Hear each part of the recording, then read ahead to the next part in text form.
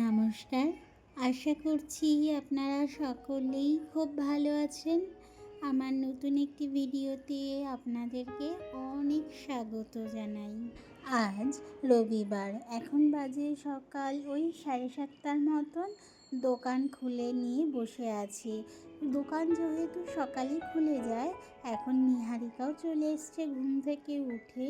দেখছেন বাইরেটা সকালবেলা কি দারুণ লাগে দৌড়ে, তাই না? গাছগুলো পুরো সবুজে সবুজ হয়ে আছে, তাই না? নিহারিকাকে নিয়ে এখন ভেতরে যাব, ওকে খাইয়ে দাইয়ে দেবো, কারণ ঘুম থেকেই উঠে এসছে তো মুখ ঠুক ধুয়েই ওকে খাইয়ে দেবো আগে সকালের খাবার। দেখছেন, যেই আমার ক্যামেরাটা দেখেছে সেই বলছে, মাম্মা আমি কিছু পোজ দিচ্ছি, আমার একটু ফটো তুলে দাও না। তাই দেখছেন পোজগুলো কেমন। হ্যাঁ, ওর এগুলো খুব মজা লাগে, এক একটা পোজ দিচ্ছে কীভাবে। আর আমি সেগুলোকে ছোট্ট ছোট্ট আকারে এক ভিডিওই করে রেখেছি, যে যখন ও বড় হবে তখন যদি এই ভিডিওগুলো দেখে তখন নিজেরই কত ভালো লাগবে, তাই না? আর হাসবে নিজের মনে মনে যে আমরা ছোটোবেলায় বুঝি এই করতাম, ঠিক যেমন আমাদের মতন আমরা এখন ছোটোবেলার কোনো ফটো ভিডিও যদি আসে তখন আমাদের কাছে কেমন লাগে, ঠিক সেরকম হয়তো অনুভূতি ওরও মধ্যে হবে। তাই সেই ছোট্ট ছোট্ট অনুভূতিগুলো ধরে রাখার জন্যই আজ আমার এই ব্লগ চ্যানেলটি খোলা, জানেন। আর এই হচ্ছে আমার দোকান। দোকানটাকে খুব ভালোভাবে সাজিয়েই নিয়েছি, টুকিটাকি এক এক জায়গায় এক একটা। আর এখানে সমস্ত জিনিস ওলটপালট আছে, কারণ সকালেই আমার কিছু চলে এসেছিলো কাস্টমার, কিছু শাড়ি ঠাড়ি দেখানোর, দেখিয়ে নিয়েছি। এখন দোকানে আর কেউ নেই, চলুন ওকে নিয়ে ভেতরে যাই। ওর কষ্ট হয়ে গেছে বলে ঘুমোতে ঘুমোতে, তাই ও এর ওপরে আবারও শুয়ে পড়েছে। আমি এত ডাকছি চলো তোমাকে কিছু নাস্তা দিয়ে। আমি জিজ্ঞাসা করলাম তুমি কি খাবে, তো ওর মনের মতন খাবারই বলেছে, আর আমি সেটিও বানিয়ে ওকে খাইয়েও দিয়েছি। এখন বসিয়েছি একটু পড়তে। জানেন, এই দীর্ঘদিন মানে 2 মাসের ওপরে হয়ে গেছে, স্কুল তো বন্ধ, এখন গরমের ছুটি চলছে, সেই কারণে বইও পড়তে বসে না।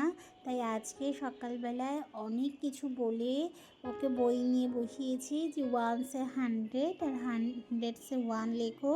এক ছোট্ট এক খেলার ছলে ওকে বই নিয়েই আজকে বসিয়েছি। আরেকটি ফোনে ওকে আমি টাইমার সেট করে দিয়েছি, বলেছি দেখি তুমি কত মিনিটের মধ্যে সমস্ত কিছু লিখে শেষ করতে পারো। তাই এখানে টাইমার চলছে, আর ওদিকে ও 1 से 100 আর 100 से 1 পুরো লিখবে। ওইটা লিখতে থাকো।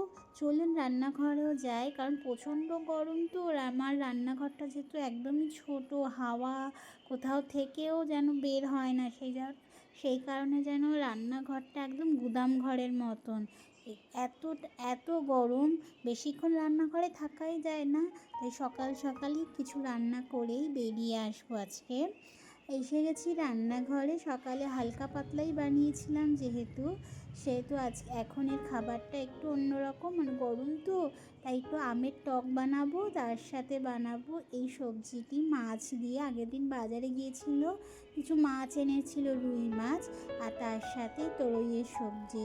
জানেন, এটা এখানকার খুবই ভালো এক সবজি, এখানকার মানুষদের কাছে গরমের খুবই প্রিয় একটি সবজি। আমি এই সবজিটিকে বানাই এরকমভাবেই, অল্প একটু তেলের মধ্যে সবজি, আলু, আর তার মধ্যে রাঁধুনি আর একটু রসুন ফোড়ন দিই। এই সবজিটি রান্না করতে খুব বেশি সময়ও লাগে না, আর খুব বেশি ঝামেলাও নেই। এই যে ভাজতে ভাজতে দিয়ে দেবো লবণ, হলুদ আর একটু টমাটার। দেখছেন যেই লবণ পেয়েছে সবজি থেকে কত পরিমাণে জল বেরিয়েছে, আরও জল বেরোবে। এরপরে দিয়ে দেবো একটু জল, আর তারপরে যেই ফুটে আসবে তারপর তো আছেই মাছ দিয়ে দেবো। আর টমেটোটা পরিমাণে কম দিয়েছি, কারণ আমার নিহারিকা সবজি পাতিতে টমেটো দেখলে না ওর একটুকু পছন্দ হয় না, সমস্ত কিছু খুঁটে খুঁটেও ফেলে দেবে। কারণ কি জানি কেন, যে কিছুতেই টমেটো দিই না কেন ও এরকম মুখটা এমন ভাব করবে টমেটো দেখলে, এই তো ঝোলও দিয়ে দিয়েছি, জলও ঢেলে দিয়েছি, তারপরে একটু কাঁচা লঙ্কা দিয়েছি, তারপরে মাছ, আর সবার শেষে একটুখানি ধনেপাতা কুচি ছড়িয়ে দিলেই আজকের রান্না একদম তৈরি। চলুন, রান্না তবে শেষের পথে। ওদিকে ভাতও হয়ে গেছে, আমের জলটুকু হয়ে গেছে, খেতে দেব। নিহারিকাকে খাইয়ে আজকে ঘুম পাড়িয়ে দেবো দুপুরে। তার কারণ বাইরে এত অতিরিক্ত তাপমাত্রা, প্রায় 45-46 ডিগ্রির ওপরে উঠে যাচ্ছে তাপমাত্রা। কারণ এখানে তো খুব বেশি গরম পড়ে, যেমন ঠান্ডার সময় খুব বেশি ঠান্ডা। বাইরে প্রচণ্ড আজকে লু হাওয়া চলছে, হাওয়া এত পরিমাণে দিচ্ছে, এদিকে ওদিকে বাড়ির টিনও উড়ে উড়ে চলে আসছে, জানেন, উপর থেকেও আওয়াজ পাচ্ছি।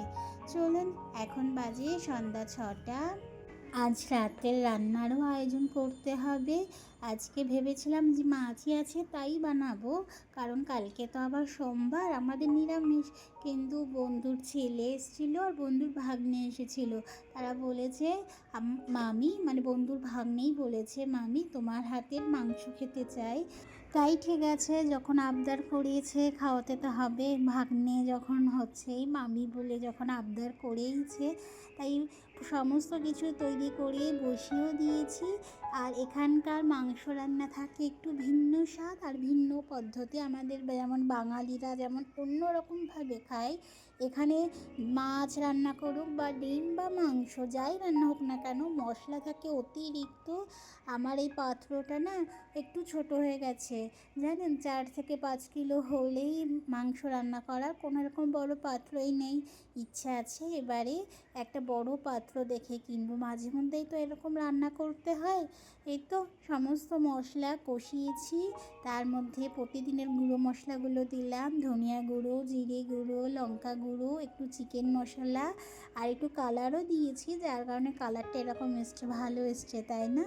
আর তারপরে খুব ভালোভাবে অনেকক্ষণ ধরে কষিয়ে এবার মাংসটাও দিয়ে দিয়েছি। মাংসটাকে খুব ভালোভাবে কষবো, কষে তারপর গরম জল দেব। এখানের মাংস যাই রান্না করুক না কেন, রুটি দিয়ে যেহেতু খায়, রুটি যেহেতু বেশি চলে এখানে, মাংসে জলও দিতে হয় অনেকটা। তাতে আমার কাছে যেন মনে হয় সেই যে বাঙালির রান্না একটা টেস্ট থাকে না, সেটা যেন একদম কমে যায়, মানে মাংসর ওপর থেকে ঝোল থাকে। আমার কাছে কেন জানি না এই যে এইখানকার মাংসের এই টেস্টটা একদমই ভালো লাগে না। এত ঝোল হলে, একটু কম ঝোল হলে মাখো মাখো ভালো লাগে, তাই না? আমার কাছে তো এটাই ভালো লাগে। যাই হোক, ওরা যখন আবদার করেছে, ওদের মতন করে রান্না করে দেওয়া হয়েছে। সবাই খেয়ে দিয়ে চলে গেছে, আমাদেরও খাওয়া শেষ। এখন বাজে রাত 10টা। দেখছেন কি বাইরে ঘুটঘুটে অন্ধকার, বাইরে চলে এসেছি, সবাই রাস্তার পাড়ে বসে গল্প দিচ্ছে, দরবার হচ্ছে। ওই দেখুন, একটু একটু করে সবার ঘরের দরজা করে লাইট জ্বলছে, মানে সবাই অন্ধকারে বসে আছে। এত গরম তো সবাই ঘুমোবে কী করে? এখানে তো সবার ঘরে জানলা থাকে না, সে কারণে হাওয়া বাতাস খুব একটা পাস হয় না। চলুন, আমিও একটু এখানে বসি, তারপরে লাইট এলে ঘরে যাব, শোবো। চলুন, তাহলে আজকের ভিডিওটি এখানেই শেষ করছি। আজ এখানেই বিদায় নিচ্ছি। দেখা হবে খুব শিগগিরই পরের একটি ভিডিওতে। আমার ভিডিও যদি ভালো লাগে অবশ্যই একটি লাইক করে আমার সাথেই থাকতে পারেন। আজ তবে এখানেই বিদায় নিচ্ছি। সকলে ভালো থাকবেন, সুস্থ থাকবেন, সাবধানে থাকবেন। আমার ভিডিওটি ভালো লাগলে একটা লাইকও করে দেবেন। আরেকটি কথা, যদি আমার ভিডিও কেমন লাগছে আপনাদের কাছে, অবশ্যই কিন্তু আমার কমেন্ট বক্সে এসে জানাতে পারেন। আজ তবে বিদায় নিচ্ছি।